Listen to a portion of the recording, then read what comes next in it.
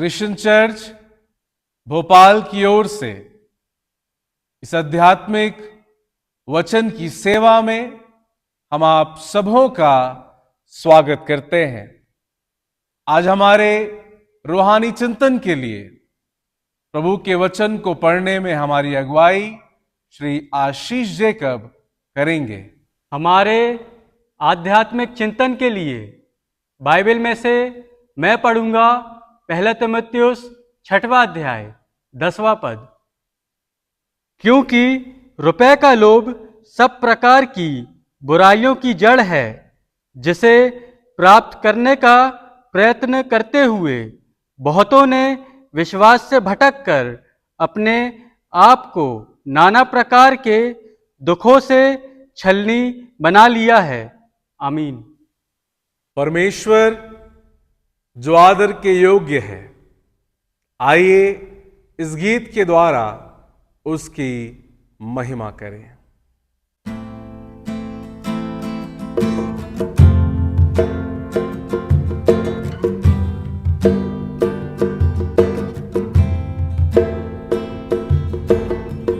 हो तेरी स्तुति और आराधना करता हूं मैं तुझसे ये प्रार्थना, महिमा से तेरी तू इस जगह को भर, जो भी तू चाहे तू यहाँ पे कर। हालेलुया,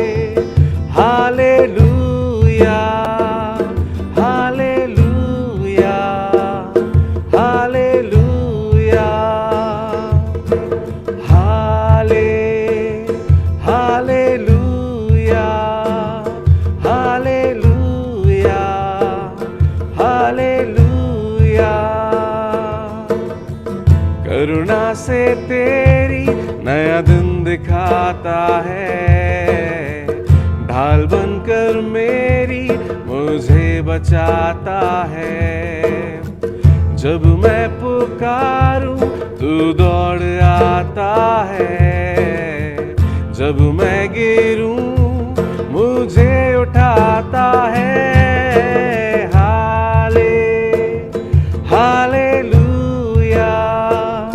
हालेलुया, हालेलुया, हालेलुया,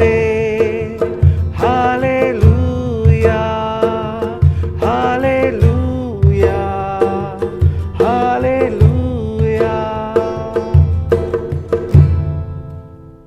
आइए अपने मनों को तैयार करते हुए प्रभु का वचन प्रभु के महान सेवक आदरणीय बिशप डॉक्टर विपिनलाल जी के द्वारा सुने।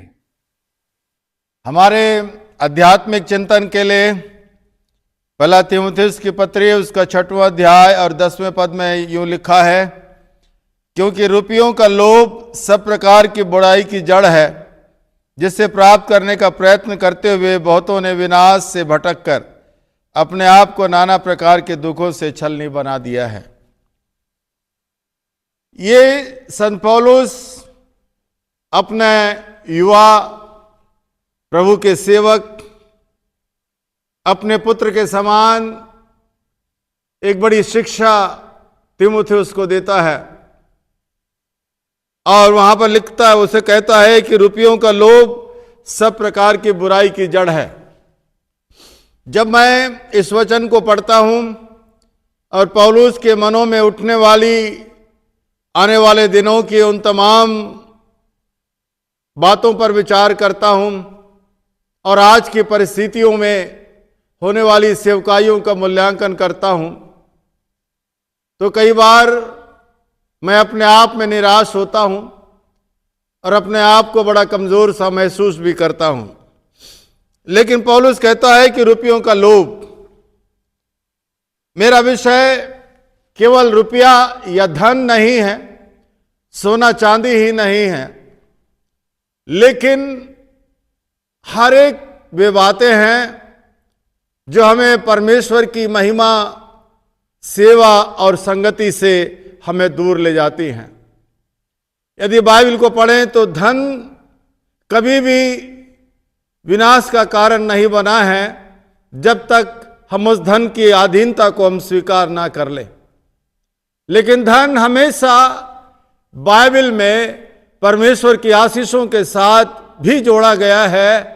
ऐसी आशीषें जिसके मिलने से और अधिक हम परमेश्वर की समीपता में जा सके, और अधिक परमेश्वर को जान सके। क्योंकि व्यवस्था विवरण की किताब में हजरत मूसा के द्वारा परमेश्वर इस्राएलियों को सिखाता है कि हर एक वो धन, चाहे रुपयों के रूप में हो, चाहे जानवरों के रूप में हो, चाहे जमीन के रूप में हो या अनाज के रूप में हो, हर एक वो आशीषें परमेश्वर हमारे जीवन में देता है। और ये इसलिए देता है क्योंकि ये सारी बातें हमारे जीवन की आवश्यकता है। हमारे जीवन में जब ये सारी बातें होती हैं या रहती हैं, तभी जाकर हम निरंतर हर रोज हम एक कदम और प्रभु यीशु मसीह में आगे बढ़ने का प्रयास करते हैं। लेकिन इन सारी बातों को छोड़कर मैं आपके साथ विचार करना चाहता, क्योंकि रुपयों का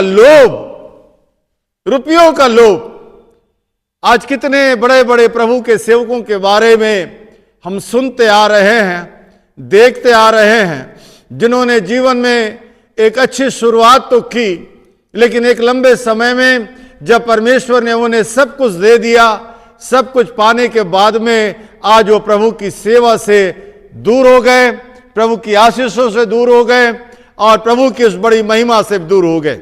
इसका मतलब क्या है? इसका मतलब है पौलुस इस बात को सिखाना चाहता है कि जो तेरे पास में है उसके प्रति तुझे ईमानदार होना है। ईमानदार होना है, चाहे धन हो, चाहे प्रतिष्ठा हो, चाहे मिशन के अंदर आपको दी गई बड़े बड़े पद क्यों ना हो, इसके प्रति आपको ईमानदार होना।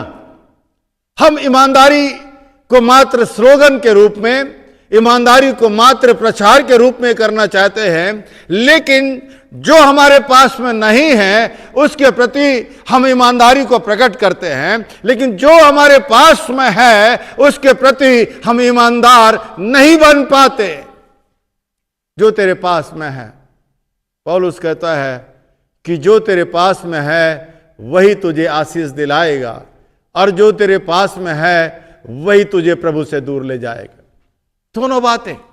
इसको समझने के लिए दूसरा इतिहास की पुस्तक उसका 26वां अध्याय और 16वें पद में यूं लिखा है कि परंतु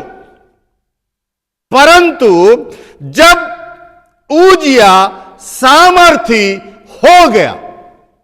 इसका मतलब क्या है? एक समय में उजिया के पास में कुछ नहीं था, एक समय में वो सब कुछ उसे मिला नहीं था, लेकिन प्रभु के वचन में लिखा है कि जब वो सामर्थी हो गया, जब उसे मिल गया, जब उसे प्राप्त हो गया, जब सब कुछ परमेश्वर ने उसे दे दिया, इस समय ही हमें अपने प्रति ईमानदार रहने की आवश्यकता है। इस समय में ही हमें अपने प्रति सजग रहने की आवश्यकता है। इस समय में ही हमें इस बात के लिए चिंतित रहने की आवश्यकता है कि जो मुझे मिला है, जो मेरे पास में है, ये मेरा अपना नहीं है, लेकिन मुझे परमेश्वर ने एक भंडारी के रूप में परमेश्वर ने मुझे दिया है।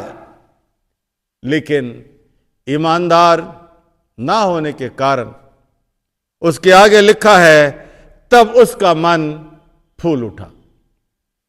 जब कुछ नहीं था तब उसका मन फूला नहीं, लेकिन लिखा है कि जब उसे मिला और वो अपने सामर्थ्य के प्रति, अपने धन के प्रति ईमानदार नहीं था, तब उसका मन फूल गया।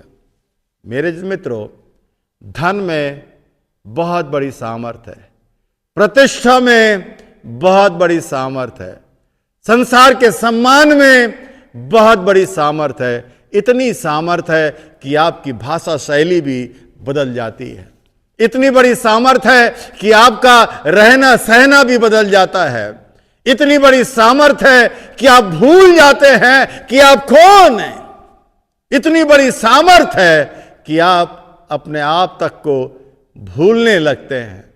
लेकिन पौलुस कहता है, हे मेरे बेटे तीमुथियुस, जब तू सेवा में होगा, जब तू आगे बढ़ेगा, जब लोग यीशु के कारण तेरी इज्जत करने लगेंगे, यीशु के नाम में तेरी आवश्यकताओं को पूरी करने लगेंगे, यीशु की सेवा के कारण अपने बटुए को खोलकर तुझे देने लगेंगे, यीशु के कारण तेरी सारी जरूरतों को पूरा करने लगेंगे, उस समय अपने आप पे ईमानदार रहना।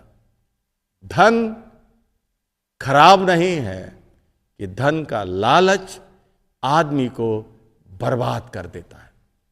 धन का लालच, इसे बोलना बड़ा आसान है, बोलना प्रचार करना बड़ा सरल है, लेकिन जीवन के जिस अनुभव में, जिस परिस्थिति में हमें जब सब कुछ मिलने लगता है, सब कुछ मिलने लगता है, चारों तरफ हमारे आंखों के सामने हरियाली दिखने लगता है, लोग हमारे नाम से हमको फूल माला पहनाने लगते हैं, लोग जब हमारे नाम से अपनी कुर्सियां छोड़ने लगते हैं, उस समय पौलुस कहता है अपने आशीषों के प्रति ईमानदार रहना। यदि तू ईमानदार होगा तो यही आशीषें तुझे परमेश्वर की समीपता में ले जाएंगी, यही आशीषें तुझे परमेश्वर के लिए खर्च करने के लिए तेरी सहायता करेगी, और यही आशीषें तुझे लोगों के सामने मान, महिमा और सम्मान और गौरव परमेश्वर तुझे देगा। लेकिन पौलुस कहता है इन सारी परिस्थितियों में ईमानदार रहना। जब तू ईमानदार होगा तभी तेरे अंदर परमेश्वर संतोष की आत्मा को देगा, और वही संतोष की आत्मा तुझे प्रभु की आशीषों के प्रति आगे बढ़ने में तेरी सहायता करेगा। आप कैसे धनवान बनना चाहते हैं? एक लड़का मुझसे कहता है कि पादरी साहब, यदि धन हमारे पास में है तो समाज में हमारी इज्जत है, रिश्तेदारों में हमारी इज्जत है, और हर काम हम कर सकते हैं। मैंने कहा ये सच है, लेकिन ऐसा धन जो मुझे प्रभु की समीपता से दूर ले जाए, ऐसा धन जो मेरे भाई भाई के बीच में फूट पैदा कर दे, ऐसा धन जो मेरी आंखों को अंधा कर दे, ऐसा धन जो मेरे अंदर गुरूर और घमंड को पैदा कर दे, इससे अच्छा है क्योंकि मेरा प्रभु मेरे लिए सब कुछ होते हुए भी कंगाल बन गया। कंगाल इसलिए बन गया ताकि वो प्रभु की आशीषों के प्रति अपने जीवन में ईमानदार रहा। आइए प्रार्थना करें। हमारे जीवित प्रभु, आप हमारी सहायता करें ताकि हम जो कुछ आपसे मिला है उसके प्रति ईमानदार हो सके। इस प्रार्थना को प्रभु यीशु के नाम से मांगते, आमीन। परमेश्वर पिता, पुत्र और पवित्र आत्मा हर रोज हमें संसार के हर एक प्रलोभन से बचा के रखे, आमीन।